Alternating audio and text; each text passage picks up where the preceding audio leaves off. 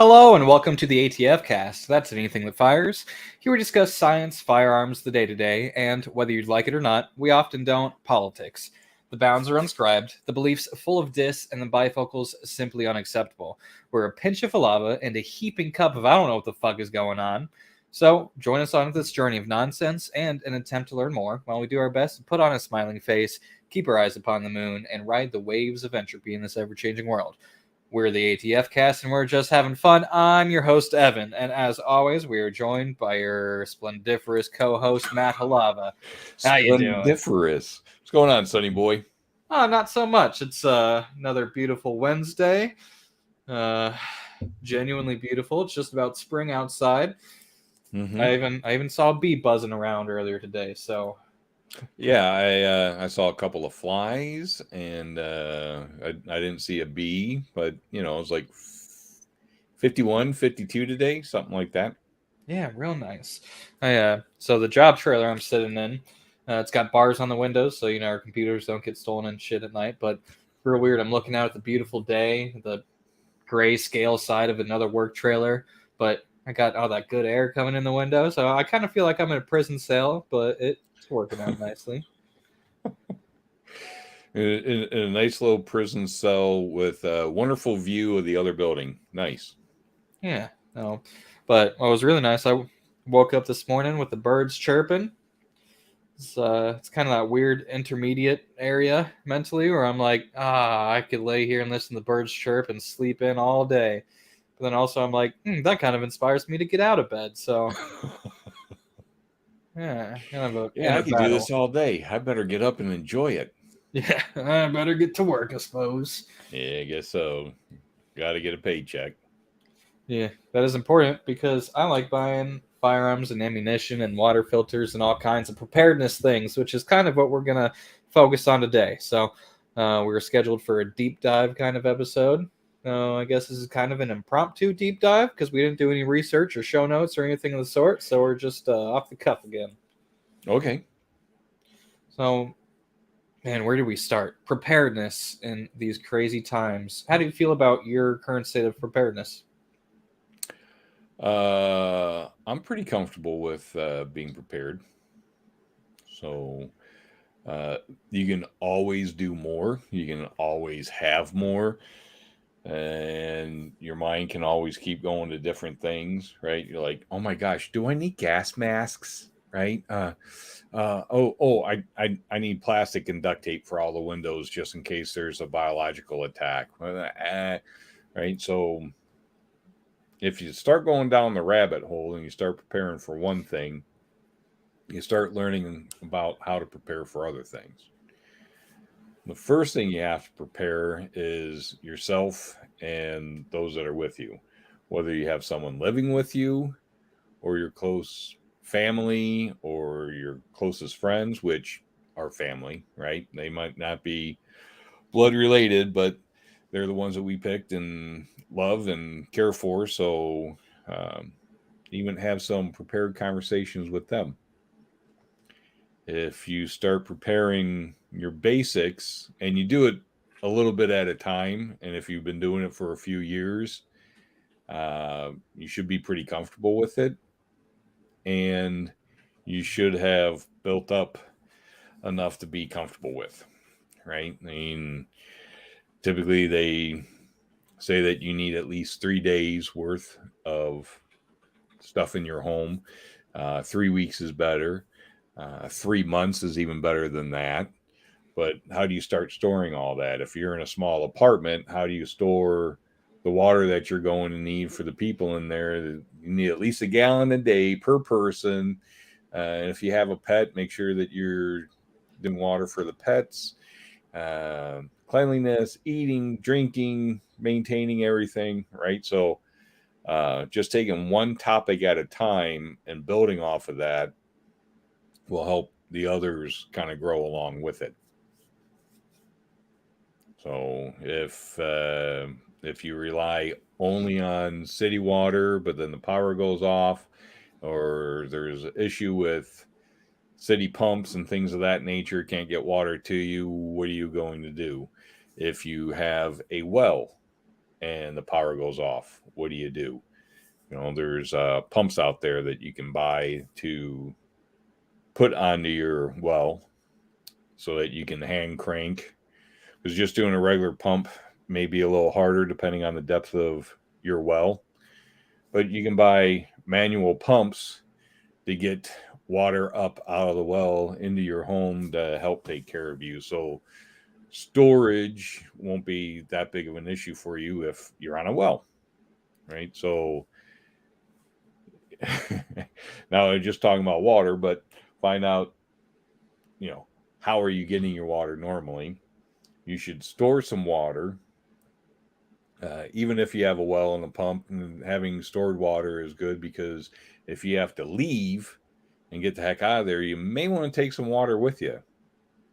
You know, I suggest something to clean the water, purify the water, because boiling will do so much. Some of the filters will do so much, but then if you have other agents in the water, you know, oil, gas, whatever. If there's something else in there, how do you get rid of that? How do you filter it? Have fun looking into it. So in each of my go bags, I have water straws or water filters. So I can even scoop something out of the creek, a pond, a puddle. And take a good look at your source while you're scooping, right? If it's a cesspool, you know, you may want to try filtering something different. So, but I have a way to have water no matter what situation I am in. So, and that's just part of it. Now, and then you got to do food, you have to do security and safety, you have to do medical, you know. Yeah, absolutely. So let's kind of take this step by step because I like Okay. you kind of went in depth with water already. Well, I drink a lot of water.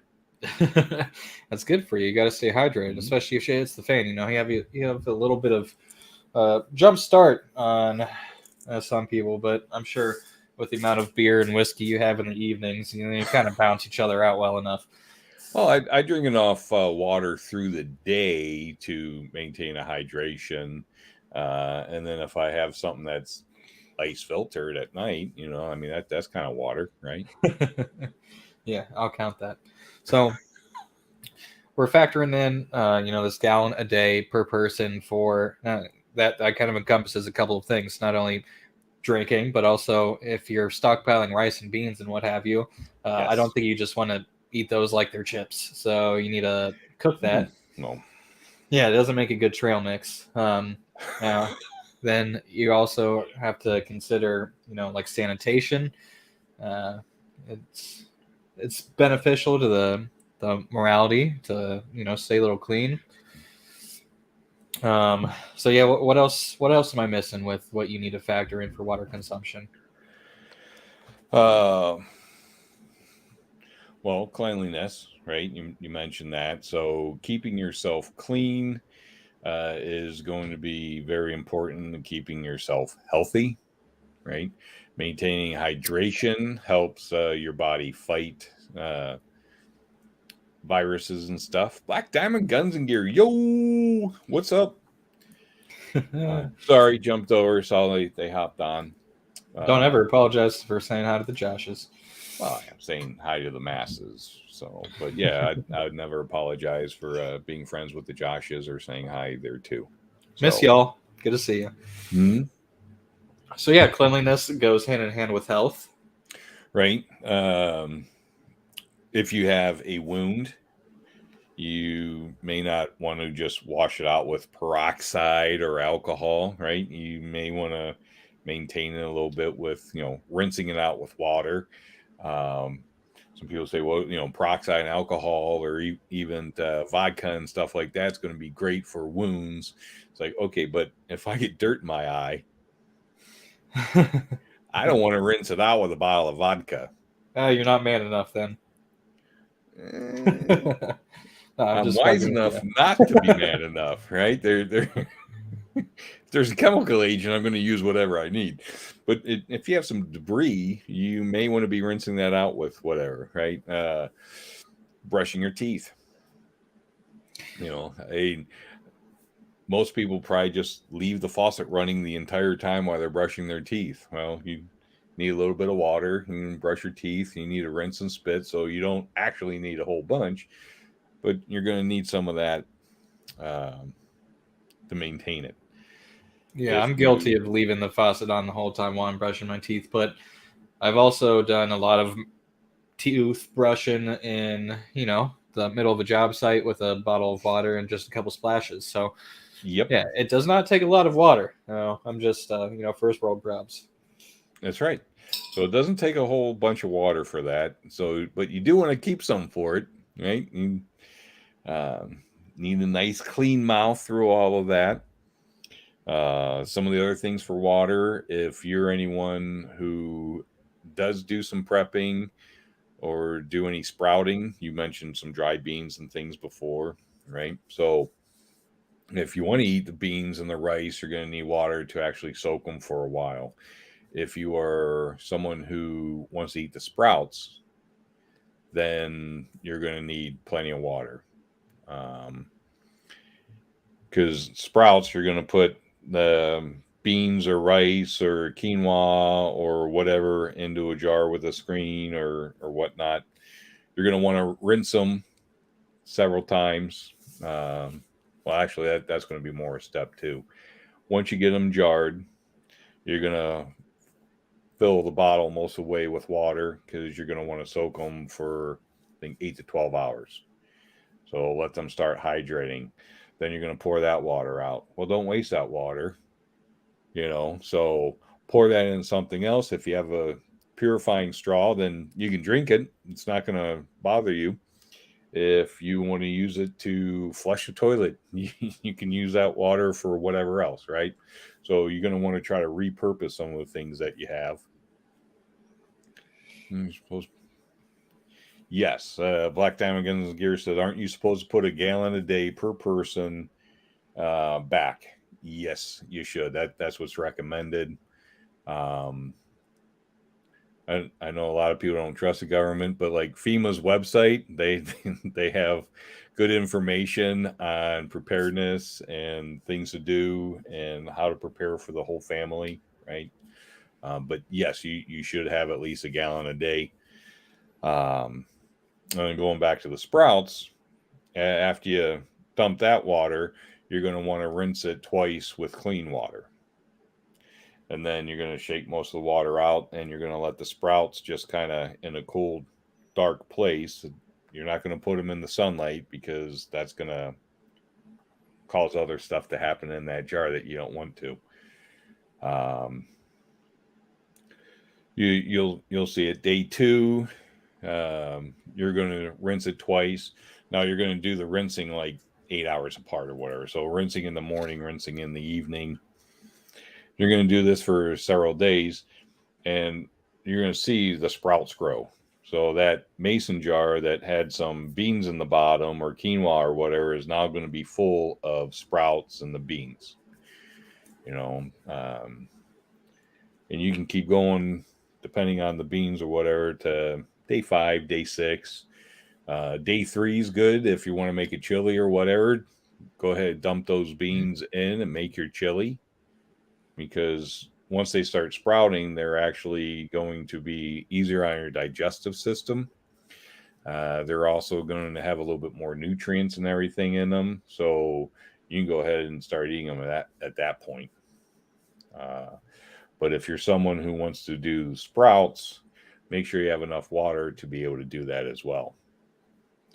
Wow, I just learned a lot about sprouts. I didn't know you were so knowledgeable about sprouts. I'm impressed. Well, thank you. Yeah. Yeah. Well, when you want to learn about hops and barley and things, and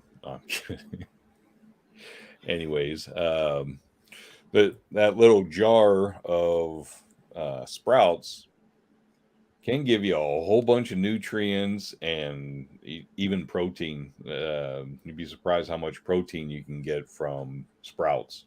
It's It's pretty impressive. So in a time where you don't have a whole bunch of food, but you can still grow some wherever you are. You can grow it in your basement. You can grow it on your countertop, in the cabinet. So um, those sprouts will help move you along the way. Uh, and then if you have dehydrated foods, you want to make sure that you have enough water to hydrate the food and cook the food properly, because eating just dehydrated foods is going to soak the water out of your system, because your system is going to be trying to process that food. So if you're not staying hydrated, you're going to start having issues. Abdominal cramps, not going to be able to pass what you want to pass out of there, headaches, everything else that's going to be coming along with dehydration. Even MREs, which are their meals ready to eat, and service members are going to be eating, and a lot of people stockpile.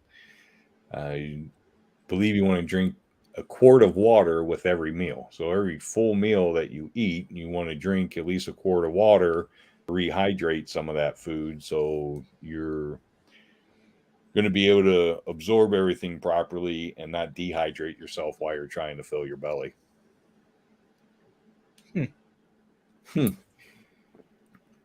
Yeah, a lot of things to consider there. Yeah, especially like most of the food that people are stockpiling for, shit hits the fan situation, are either completely dehydrated or like off the shelf kind of meals ready to eat, which are they will stop you up. That is the true black diamonds. Yes. So yeah, and I kind of feel like we touched on water and food. Kind of intertwined there. Do you have anything else to add kind of in that realm of things as far as sustenance? No, sustenance and stuff. I think everyone should have a decent pantry.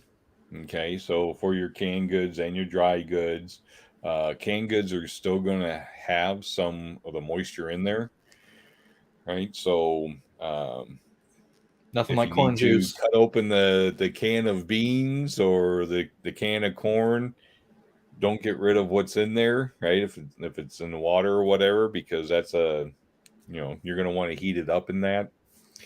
You don't want to dry them out, but eating that, foods from a good, canned goods are going to last a long time, and the canned goods are going to have more moisture in them than obviously your dried foods and stuff. Um, so I think you should have a nice mix of that, so that if you just want a granola bar, go ahead and have a granola bar for a snack, but you don't want to eat an entire box of granola bars in one day, because you're just going to zap out. But having something where you can eat a good meal that's already hydrated, or hydrate something, and different things, but don't buy stuff that you don't normally eat, right? That's a You fair want point. to store what you normally eat, and you want to eat what you store. That way you cycle it, right? You want to be able to put new stuff on the shelf. Don't be like, ooh, artichoke hearts, that's good. Sardines, those would be good. Or you start finding all the stuff that's going to be good, but you don't normally eat it. You're like, I now have 6 cans of spinach and some artichoke hearts. Ooh, right. So for your mental health, you don't want to be eating stuff that you don't normally eat. So uh, store what you eat and eat what you store, and replenish that. And when you go to the store and you need something for a recipe, and the cans are 69 cents, $1 each or whatever, buy enough to make 2 recipes, and then store the other stuff. So at some point you're going to start building that up, more than what you realize, and you'll be better off in the long run for it. Yeah, I've been kind of working on that myself. Like I'll go and get something for a good recipe, and then I just see the canned food aisle. I'm like, I'll spend $10 on some canned goods, get some corn and carrots and peas and stuff. Because I mean, if I'm lazy enough in an evening, I'll eat a can of peas, no problem, delicious. But Yeah. on top of that, if I spend too much money on ammo for the week with my paycheck, then I can go in the pantry and kind of craft something up with what I've got stowed in there. So I definitely have lots of room for approval on that front, but I've been kind of being more conscious about that, and buying excess even if I don't need it. And I don't go buying artichoke hearts because that doesn't sound very morale boosty in a survival situation. Yeah, But it's not very sardines, morale boosty. But if that's something that you would normally have in a salad, pasta salad or something of that nature that you would make, yeah, there's no problem with having that because you would normally eat it. right? Cold SpaghettiOs. That's my go-to, straight out the can SpaghettiOs. Oh, love it still to this day, even with the little weird fucking Vienna sausage type hot dogs in there. No problem. Black Diamond Guns and Gear said they love ravioli out of the can, and I support that. Beefaroni, ravioli, SpaghettiOs. Bring it on. I support that if you're really hungry and you're in one of those situations. I would prefer to heat it up. Oh, you're pampered now. It's good. It's good cold. Next time I see you, we're gonna have a nice fine dining experience. I'll bring a bottle of wine and some cold spaghetti. All right. So the little bottle of Mad Dog 2020 and SpaghettiOs. Ooh. No, Mad Dog. Okay, Fuck off good. with that. No, we'll go nice on the booze and even nicer with the canned goods. Yeah, you may even want to store some booze, right? Don't be getting schnookered when you're supposed to be trying to maintain security. But a little drink here and there may help build morale, right? Don't get loud and crazy, but something like that's good. It's also good for bartering, right? If you need something and they're like, no, you can't have it. Be like, well, I got this little flask of bourbon here. They go, oh, okay, I'll trade you. Right. I do So, like bourbon. I probably wouldn't recommend like stockpiling this. That's not going to get you too far in the bartering world. well, it just depends on who you barter with. I guess that's true. There are some people out there that you can you can sell magic beans to, and there will be, So, anyways, probably be a politician, but yeah, I might not recommend old duels. But as I mentioned before, some of the alcohol is going to be good for sterilizing things, cleaning things, putting a whistle on your lips, little bounce in your step or whatever, and good for bartering. So there's multiple reasons to have some of that. Yeah, stockpile handles of Kamchatka in the basement. Lots of gas station vodka. Nice. Yes. I don't recommend any of the cream ale, Baileys or things of that nature. Even though it may be good in your coffee, it's not real good for sterilizing a wound. Ooh. Hey, you might want something for multi purposes. Making the pussy fussy. Exactly. That's gonna be our shirt. It's gonna be our equivalent to put a thumb in it. It's our shining moment. Nice.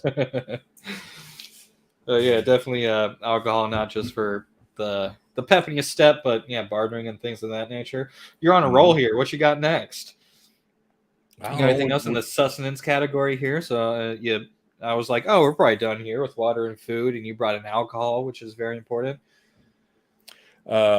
Something sweet, right? I don't know what a shelf life is on gummy bears or whatever, but if if you have some young ones or anyone, most people like some type of candy, even if it's a sucker or some type of hard candy that you're going to suck on.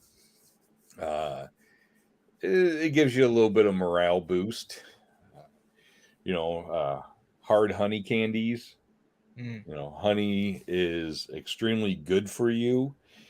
It will feed your body better than what fake sugar and red dye 34 or whatever will do.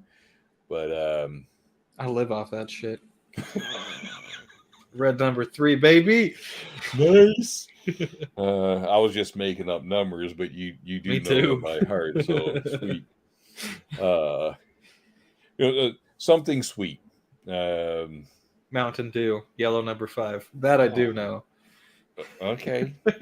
Yeah, mellow yellow. I think that has formaldehyde in it. Good for you. So nothing like pickling your internals. Something of that nature I recommend is the hard candies are good, especially if you're working and doing things and you start getting a dry mouth, and pop that in there. It helps relieve that dry mouth and overworked breathing apparatus known as your mouth. And Overworked breathing apparatus, not as your mouth. Yeah. So, it just helps. It makes you feel good. It tastes good. You have to try to have fun. Feel that. So, with the candy, maybe we can kind of transition into more of the medical stuff as our next step here. What about vitamins? That's kind of a nice crossroad between the sustenance and the medical side of things. If we're talking about long duration, situations, you might be, vitamin deficient. So, right, you might be vitamin deficient. Little kids, you might get the Flintstone chewables or whatever, the little or the gummy vitamins and stuff. So they're there's just that for little bit everyone. of sweet for them. Those things are good. Yeah, adults love them too, apparently. And Tide but Pods. vitamins are going to be important as well, especially if you're not getting. Most people don't eat a proper diet to begin with, but now your diet's going to be depleted because of a bad situation. So you're going to want to make sure that you get as many vitamins as possible. Don't overdo it. A 1-a-day vitamin or something of that nature is going to help. And if you're not eating a lot and overworked, because you may be doing a heck of a lot more physical work than you are used to, right? So you may be out there walking because you can't drive or whatever it is. Vitamins are going to help. They're also going to help kind of stretch your food a little bit. Not saying that that's going to fill you up, but it's going to make your body not as hungry to get more things. Black Diamond, stock up on probiotics. Yeah, absolutely. You want to take that portion? I mean, yeah, I think it just kind of goes hand in hand with vitamins. And like I did kind of take some probiotics just for a little bit. I know they're beneficial. I'm no scientist when it comes to that, so I can't really go into the intricacies of why they're beneficial. But yeah, vitamins, probiotics. I think that's good stuff to keep alongside of your ibuprofen and Advil and things of that nature. Just kind of the precursor to your bottled drugs, kind of a preventative maintenance. And keep an eye on the expiration dates. If it's if expiration dates are best by this date, that means the flavor or whatever may be dropping, or acetaminophen and things of that nature. If it's 400 milligrams over time, that's going to start to depreciate, right? So make sure that you do keep an eye on your vitamins and medications expiration dates.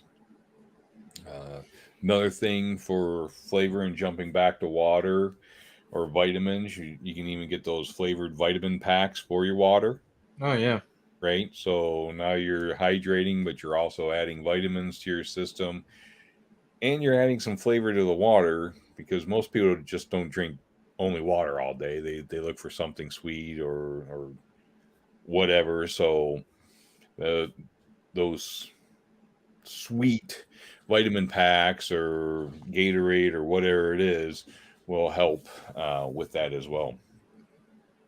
Yeah, on top of that, I see, everybody in the world advertising it. I haven't really experienced it, but I know it could be beneficial. Something like Athletic Greens, there's like kind of vitamins and sustenance mixed together. It's dehydrated vegetables you mix with your water, and then you're good to go. So yeah, you can take your water and add flavor and extra sustenance to it to kind of further its beneficial aspects.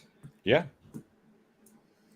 I don't recommend adding it to your beer because you might ruin the flavor. But yes, adding it to your water and adding it into your body is going to be important. Also, try some of that stuff, right? Because if you buy it and you're waiting for a survival situation to have to use it, and then that comes around and you find out your body don't like that at all, um, it's not a very good investment. So if it's something that you can't handle for whatever reason, it's wasted. So do try those things. Don't go out and just buy the 40 pack of whatever. Get the little 10 pack, try it, see if you like it. If you like it, then build up off of that.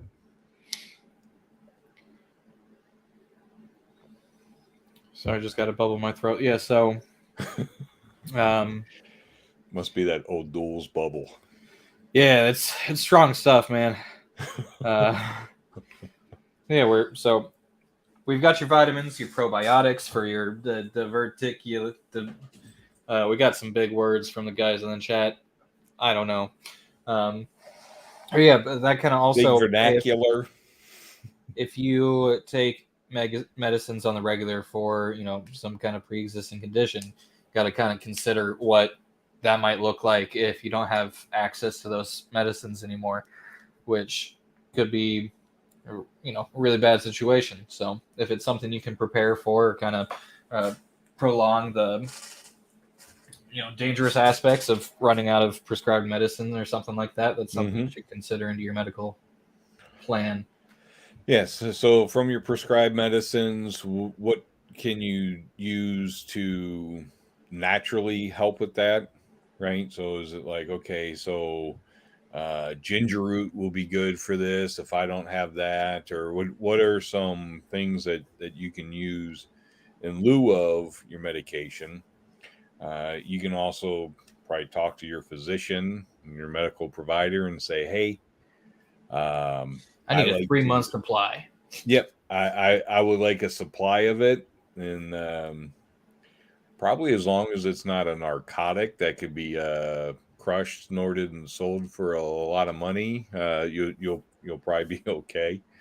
But you can get a little extra so that you can store it. Just talk to them, let them know I'm a prepper, or I'm worried about the situation that's going on in the world, and I'm kind of new to prepping, or whatever you want to call it. I just want to make sure that I'm taken care of with some medicines if something happens. They'll let you know what they can and can't do, and then I'll also ask your doctor what good alternatives are for the medicine. Yeah, it doesn't even really take a shit hits the fan kind of situation No. for you to want to or need to consider that, because I mean, even society hasn't entirely collapsed as of recent, but we're facing extreme supply chain issues. So what if you're stuck a month without your prescribed medicine just because there's no real vehicle traffic, or there's all kinds of things that could actually impact that. So yeah, I think in prepping, it's often like, imagine that if you're prepping for zombie apocalypse, worst case scenario, but really it's just about being more prepared than you normally would, being that you're kind of ignoring the possibilities. But life and society are so fragile just on the day to day that you kind of want to just want to be more prepared than you would if you weren't considering any of these possibilities at all. Yes. So proper prior planning prevents piss poor performance. That was in a slide in class the other night. Outstanding. I was very excited. I was like, it's the peas! I got some weird looks. Yes. Properly planning and having a good plan that you actually practice is pretty vital, right?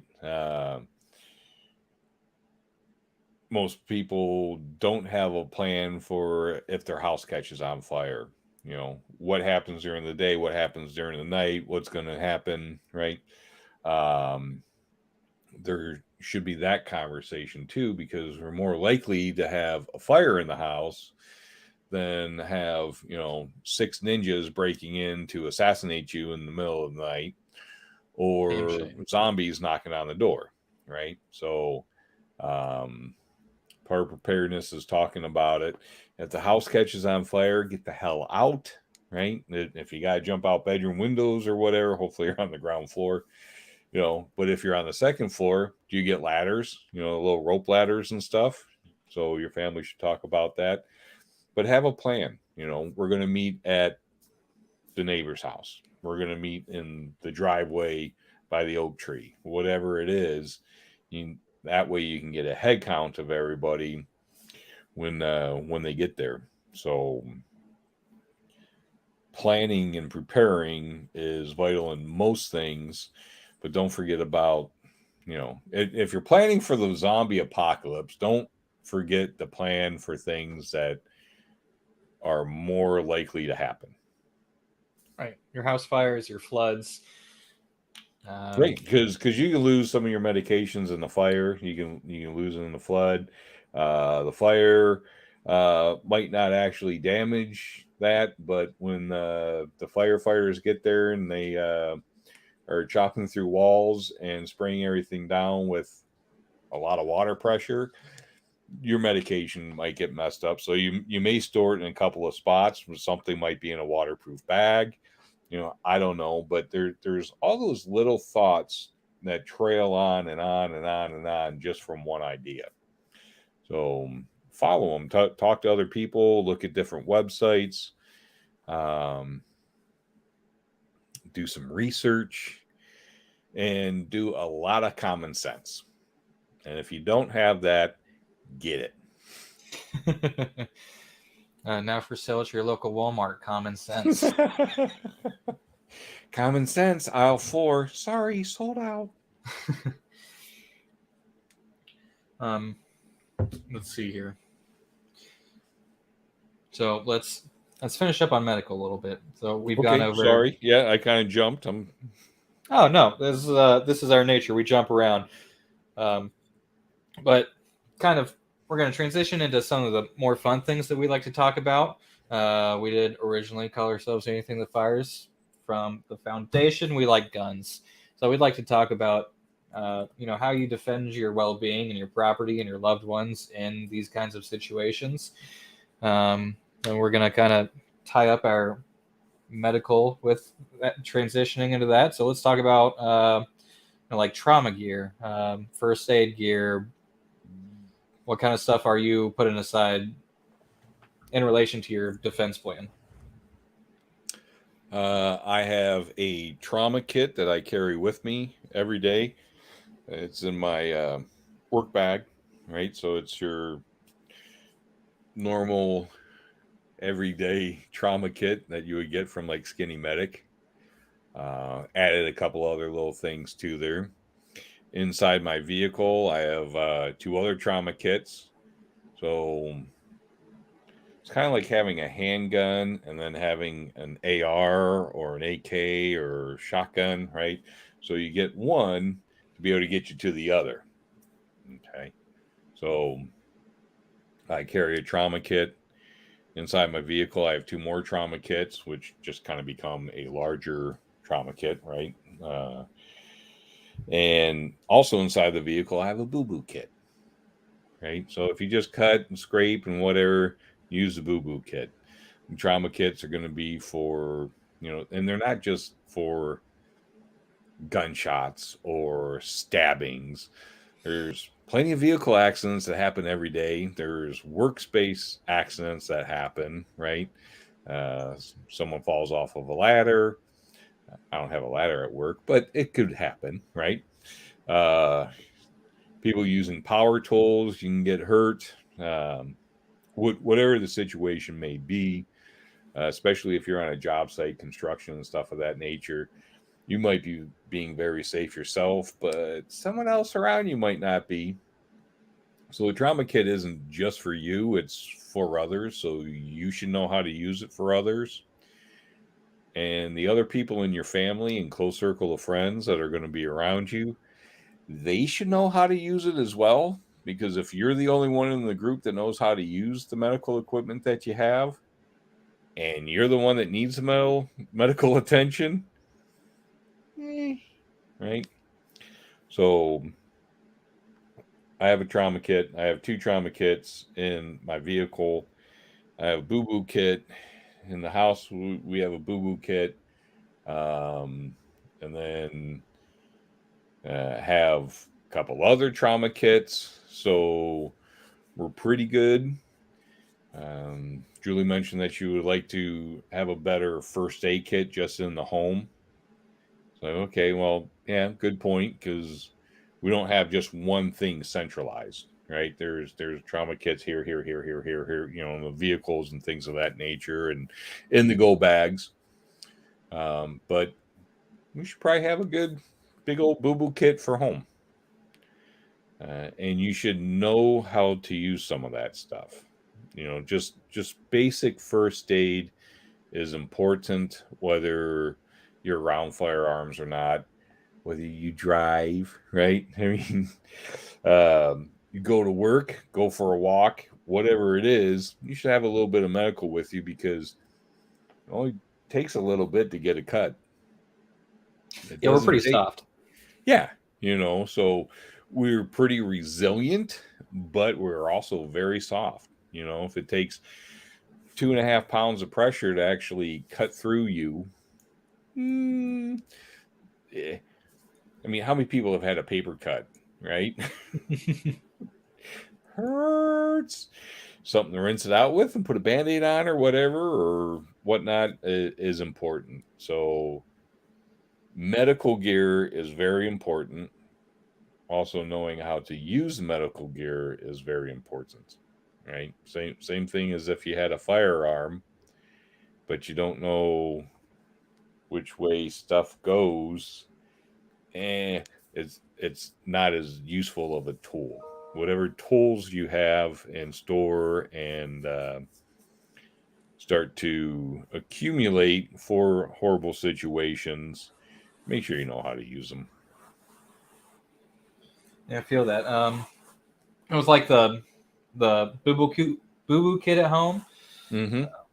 So I use mine, reasonably frequently. Kind of excites me if someone gets a little cut. Nothing super threatening, and I get to pull out the medical kit and practice bandaging someone up. I'm just kind of a nerd about that stuff. I've realized, last time I pulled it out to patch up mom because she got attacked by my cat. That's a whole tale.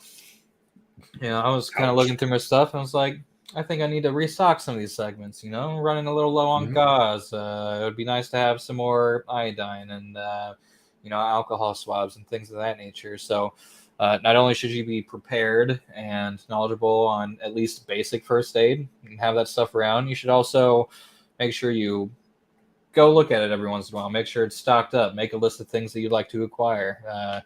I will go through the medical, first aid area when I go for groceries, and I'll get a couple gauze pads or some, calamine lotion or just something that I don't have in my kit that would be beneficial. So now I'm working calamine on lotion is a great thing to point out, because when you think of first aid, you think of a lot of just the boo-boos, and a lot of people first start thinking of zombie apocalypse. There's going to be guns and machetes and being bitten and all that. So they go for the big medical.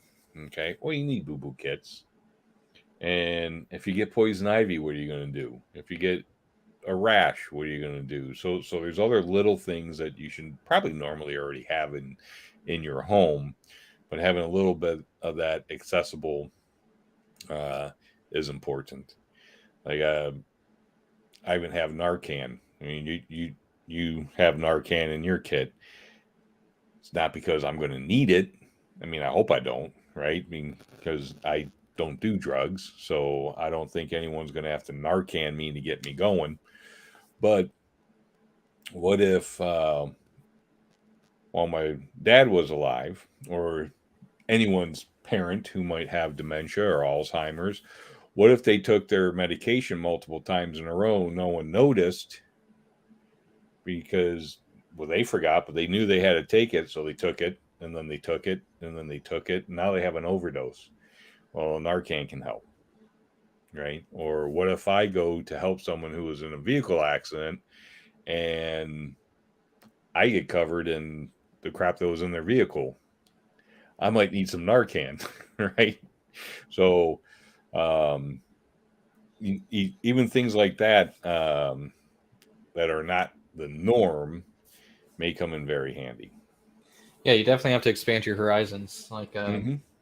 antidiarrheals, Yep. allergy medications, and like not just medications on hand, but yeah, some of the weirder things, moleskin for blisters, tweezers, needles for popping blisters, getting out splinters, things of that nature. So, of course, it's good to have the immediate, oh shit, that's a lot of blood kind of kit, and you should have them, kind of contained and smaller and scattered around like you do.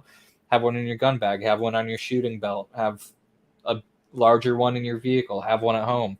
I In your like toolbox, in the garage, and yes. exactly. I keep yeah, like when I had a roll around toolbox at my last place of employment. I had a little hook on the back. I'd hang my backpack on every day, my daily carry bag, because that had an IFAC in it, trauma kit, boo boo kit, and I was like, well, what if something happens to me? Nobody knows. So I ended up putting a little red cross on my backpack and let my immediate coworkers know. I was like, hey, if somebody's arm gets crushed in the mill over there, bring me this bag, or here's how you use a tourniquet. And I keep a tourniquet on the top of my fridge because I'm pretty proud of some very sharp knives I've gone into cooking, and there's been a couple times that things are slippery and soapy, and I almost catapult a knife towards me or towards my foot. I'm like, what would be good to have around? Some medical, so Some keep things medical close and a clean there. towel. Yes. So yeah, you gotta expand those medical horizons. Watch some stuff on YouTube. Skinny Medic and Prep Medic and people of that nature are always a great Hmm. resource to not just with applying an NPA and a tourniquet and chest seals and splints, but also just how to properly clean and dress tiny wounds, or how to calm a child when they've got a big old splinter in their foot and you're trying to take care of them. Yeah. There's a large world that is medical that. I don't only think is fun to explore, but is very necessary. And out of all of my preparedness things, medical is what I use the most. I would agree with that. In lot of groups, a lot of churches will have like a little bit of a medical team where they teach people things. Find out if they do, see if maybe there would be a class for that. Um, the American Red Cross, FEMA, they teach classes. You may be able to take a free course and just some basic first aid. And a lot of first aid is common sense, right? So uh, get some common sense in everything that you do. The the more common sense you have, and because you don't have to be super smart. You don't have to be a neurosurgeon or just a surgeon to be able to help someone with first aid. Okay, you need to be able to help them the best you can to make them comfortable and keep them from dying until, I don't know where that dying came from. Little, anyways, uh, until you can get better help, right? Because you might go on a little hike with some friends or just you and your dog, right? And then you get hurt, well, you're going to need a little bit of medical and a way to get the heck out of there. Cell phone when you're somewhere in the woods on a hike is nice to be able to call for help, but how do you tell them exactly where you're at? Well, go down the first path that was on the right, and then, okay. So being able to know how to use the tools that you have as far as medical and stuff is going to be very important. I kind of go huge circle just to get to points. I'm sorry, but that's what I do. No, that's why you're here. We like that. Thanks. Of course. How's your ammo situation? I think you're going to slide into firearms here. Of course, we love firearms. We like shooting targets and running around the woods and having fun. We both like maintaining firearms, and I think from you and from Grandpa, and down the line, I get that. I was gifted that obsession with mechanical devices, so guns aren't just fun to utilize or fun to know how to utilize in case I need them for self-defense, but they're also fun to learn about. But in this realm of things, we must prepare with the knowledge of how to use these tools, prepare with the tools that are well kept, yes. make sure we can feed them, and keep them in our daily practice. So how do you go about that whole thing? You're good at big circles. It's here. All right. Well, I'm good. No, I'm kidding. For whatever firearms that you have, you should have ammunition, right? And I know some people that have 5 firearms, but they have 10 bullets or one box of bullets for 2 of their guns. The other guns don't even have anything. And it's like, that doesn't make sense, because if you enjoy shooting them, and they're like, well, prices are so much more expensive now. And granted, yes, they are. They are, and it's horrible. Prices are coming down, but it's still. Yeah, I've got a receipt to prove that matter. Just we'll touch on prices real quick. No, I haven't bought ammo in a while, and so my state taxes came in. I was like, "What's better than using the money that the government stole from me than to go buy some ammunition?" You know what I'm saying? So I stopped by the local range, and I got some stuff to feed my firearms. I got some 9mm, 50-round box for $24. So I was, almost 50 cents a round. That's not fun. I bought 300 Blackout, my first time actually able to buy it, because for the last year it's been so difficult to find. So finally found some, $24 for 20 rounds. So it's after taxes, it's like $1 and some around. It sucks. I bought some 5.56, some M855s, some green tips, the good stuff. 120 rounds for, what are we looking at here? $94 after taxes. So that sucks. It looks like Dad ran away from an internet connection issue. So I'll just keep blabbering on about my ammunition experience here.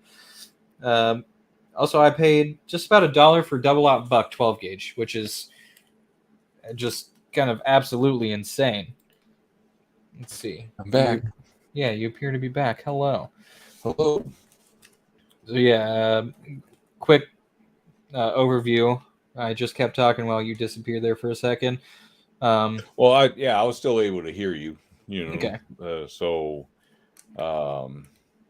shit's expensive.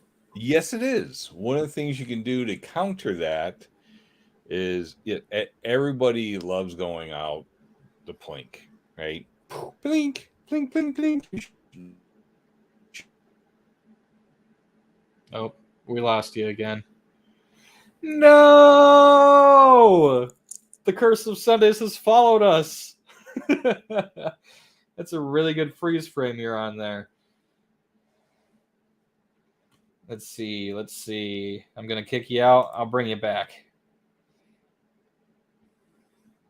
technical difficulties are forever lasting. Let's see. Well, you got nothing. So let me share it with y'all. All you visual people that are tuned in, just look at this. Look at how nice those 300 blackout rounds look. I mean, there's just something about it that is just enticing visually, and I'm very excited to actually put some rounds through my upper that I got over a year ago. Uh, as far as firearms builds are concerned that I'm working on, it's a BCM. I think it's 11.5 inch upper, something kind of weird like that. I traded an FNS 9C, subcompact 9mm handgun for it, and let's see. I know YouTube won't like this, but let's just pull it out and show it. Ain't she a beaut? Oh, the guy I got it from only put a couple rounds through it. Thank you, Mr. Gunsplaining. I'm basically brand new and ready to rumble. Oh, we're gonna take about a 5-minute intermission here, so I can run to the restroom and we can see if maybe we can get the co-host back up and running, so we can continue talking about firearms here on this fine Wednesday evening. So we'll be back. Stay tuned. Do enjoy.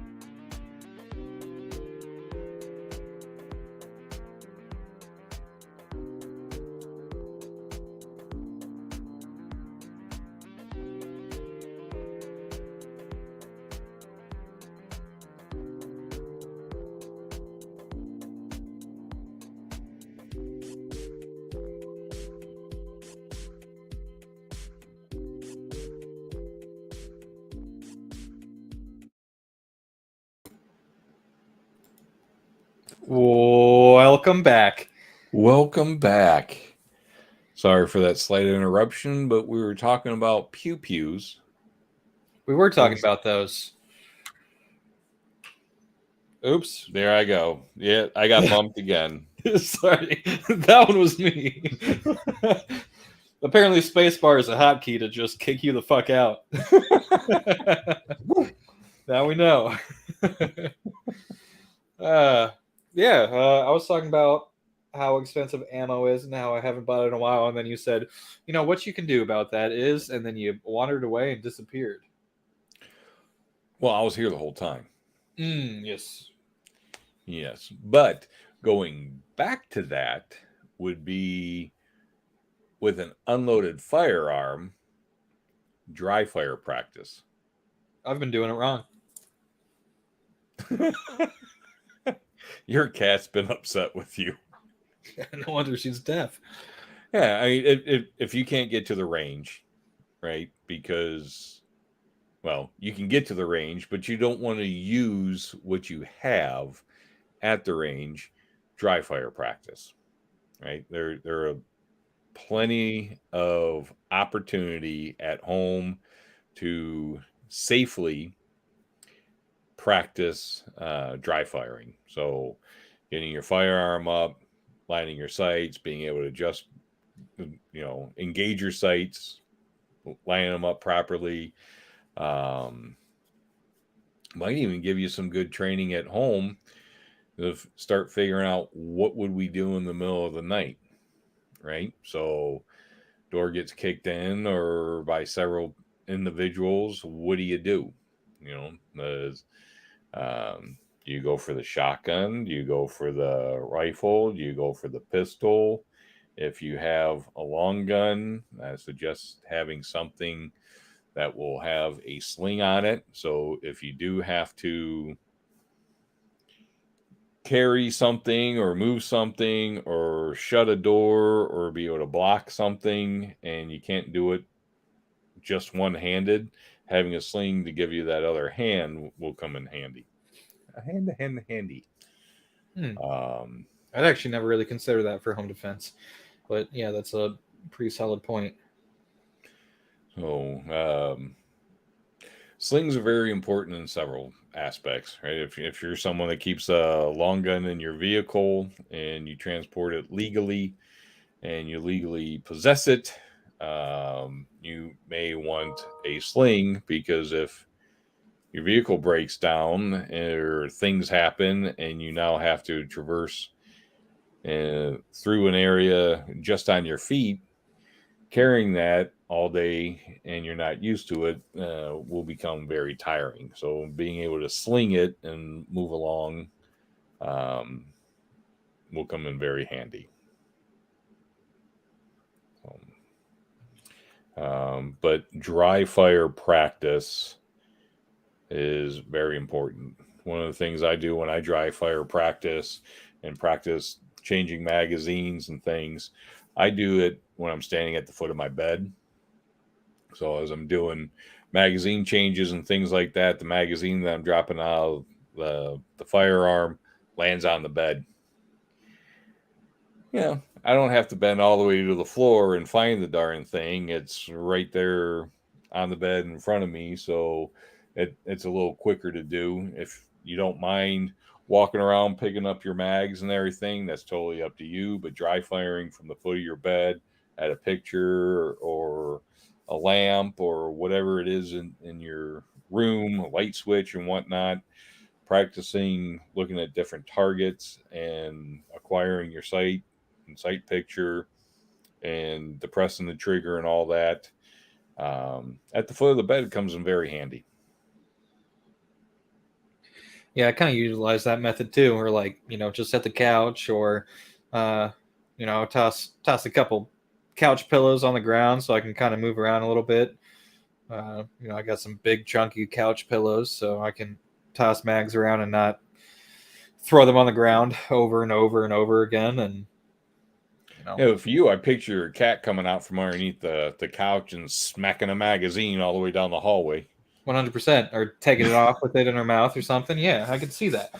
And I pay good money for those. I got to protect my assets. So yeah, That's right. she's attacking me now. Imagine that. Go figure. Papa, play with me. Yeah, little motherfucker.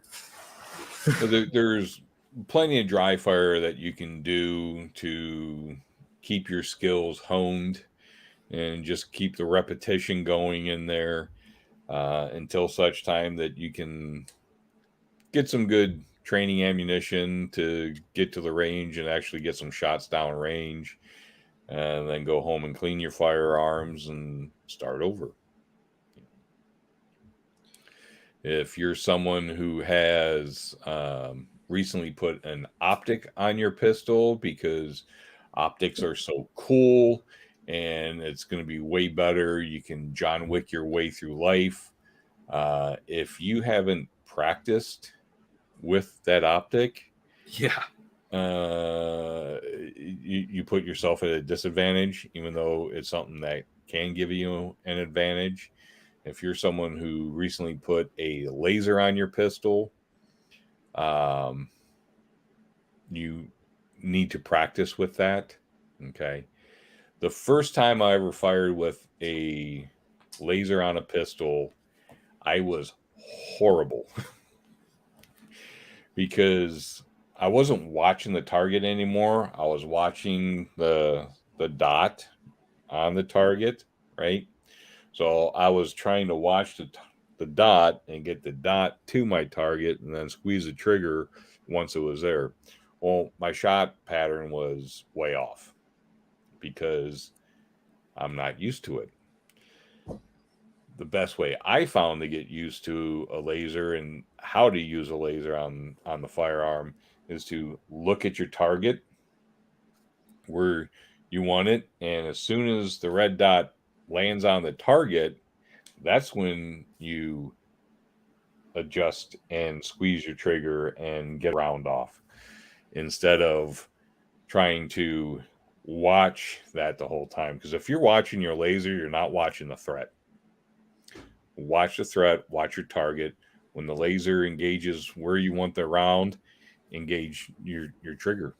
So practice that. That will help in getting used to new gear.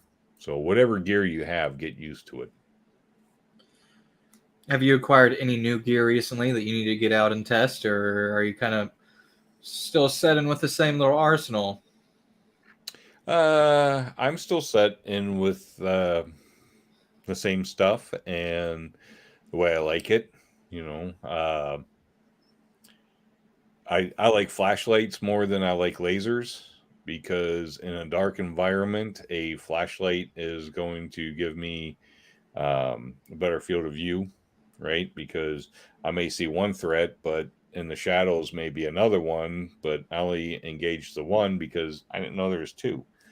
So a flashlight is almost an aiming device in itself because somewhere in the center of that main light is pretty much where the bullet's going to go, right? Because the flashlight is right below the barrel. So, or to the side, or whatever firearm you're utilizing, but somewhere in the light, your round's going to hit, right? And having a light illuminate the entire area allows you to get your iron sights up quicker, but it lets you see a wider view to see if there is any more threats. So I do like flashlights more so than I like lasers. A flashlight with a laser is even better because now you have the best of both worlds. As long as you've adjusted and zeroed in your laser properly. Yeah, it checks out. Yeah. It's important. Always zero in your optics. Yes. Oh, yeah, there's been I just got ammo for that 300 blackout, and I was like, I want to keep the 300 blackout next to my bed because, it's kind of a new toy. I'm like, I haven't shot the thing. That would be absurd, When I get a new handgun, I don't know, it's just kind of like maybe it's just a mental thing, but It's like, I'm not going to carry that gun until I get out on the range and I put so many rounds through it and get used to the function. Like when I first got my CZ, the way that I grip my Glock, when I picked up my CZ and utilized the same grip, I was then activating slide lock. So that's not real beneficial. So hold on, I did the same thing. I carried the Glock because that's what I've been using and carrying since 1990. So it is second nature. When I first got the SIG 226 Scorpion Elite, and I was getting used to the Scorpion, the grip angle is different. So instead of shooting my Glock, I have to shoot the SIG. I have to push the heel of my palm forward a little bit so I can bring up the muzzle so I can line up the sights better. So just grip angle is different along with the controls. So the way that I hold a Glock versus a SIG are two different ways. So my grip for the Glock is a little higher and tighter, but for the SIG, I have to kind of drop down so that I'm not pushing on the slide lock or the slide catch, whatever you want to call it, slide release, depending on the individual. But I'm not pushing that up. So as I fire off my first round, I'm now in a stoppage. And I'm going to have to slingshot or engage that lever so I can get back in the fight. I don't want to single shot semi-automatic. Yeah, so there's, of course, a lot to consider with that. Dry firing is something I kind of got out of the habit of doing, but I've gotten back into the habit with it. I think sometimes, I don't know, when the world appears to be going even further into the chaotic realm, entropy at work kind of reminds you to, make sure that you're ready for things of that nature. So I've been, putting a little time every day to dry firing and kind of checking out what I have for preparedness gear and making sure that I'm more prepared than I would be if I wasn't thinking about those things. So, yes. And building up your skill levels or your resources over time is the best way to do it. Don't go crazy. I mean, if you have the finances to go crazy and buy a whole bunch of food and water and purifiers and all this stuff and stockpile a whole bunch of things along with ammo and everything, hey, congratulations. That's fantastic. A lot of people cannot. So each trip to the grocery store, the market, whatever it is, add a little bit to it. Right? If you're only adding a few dollars here and there, over time, you're not going to notice. And same thing with going to get ammo, right? There's even good shooting techniques and practices and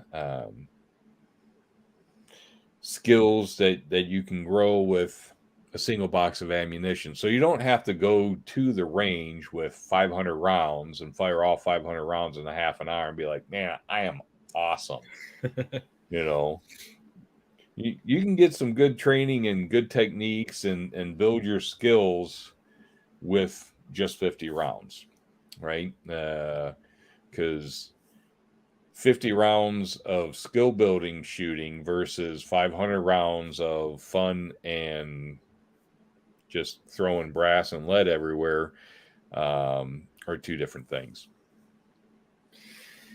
Yeah, throwing brass and lead everywhere, that sounds like an IV-88 kind of adventure right there. Yes, looking forward to that. Yeah, I'm looking forward to that too. But yeah, I think that's a good little kind of overview of, a reminder of some of the things you need to think about as far as preparedness is concerned. As, we love delving into all these different subjects, but at the root, kind of our favorite hobby is preparedness and firearms, and especially you spend a lot of your time. I mean, it's your profession, and you even do the classes and everything. So that's a huge part of your day to day. Do you ever find yourself like in your free time shying away from that because it is such a big part of your like career? Or No, not really. Um, it because it's always been an interest. Growing up, it was an interest.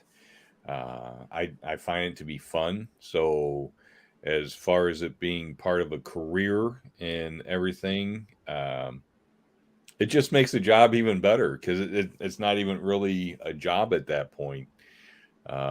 It's just fun, right? So, uh, being able to fire off the CMMG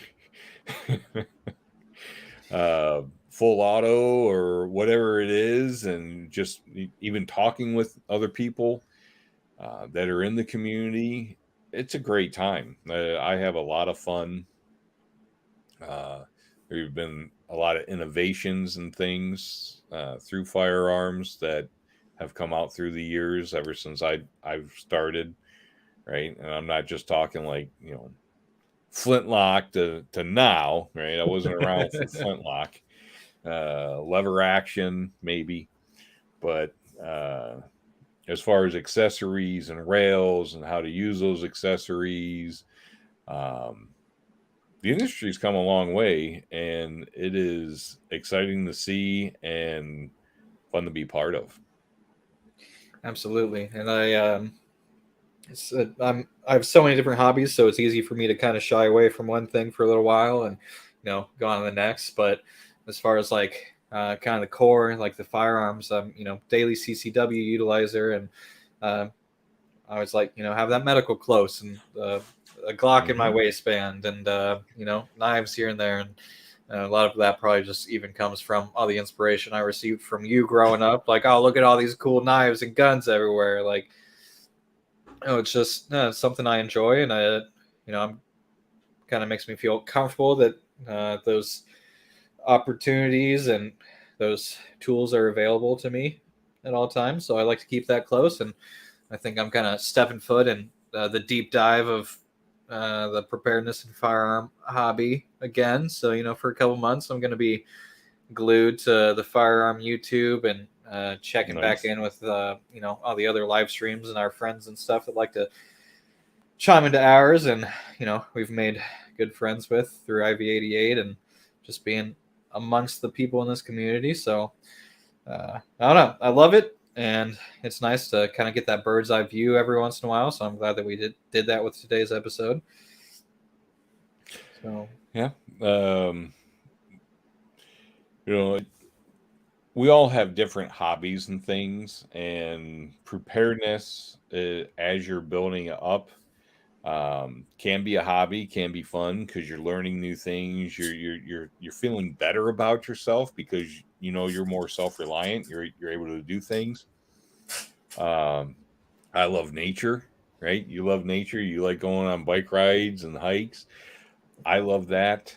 So just going for a hike and enjoying the woods and the sounds around you and everything is good for your health, good for your mental health, good for endurance, right? So going for walks, it helps clear your mind.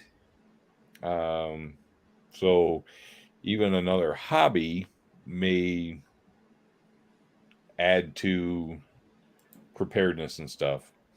Because if you never get out, ride a bike or go for a walk or do anything, the time that you have to isn't going to be very fun.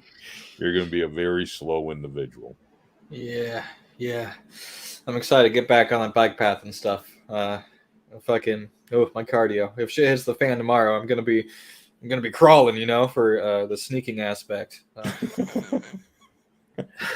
Yes. I'll be at the back of the pack, but you won't be able to see me. I'll be slithering like a snake. So Well, I'll be back there with you. I'm not as fast as I used to be. I'm well aware.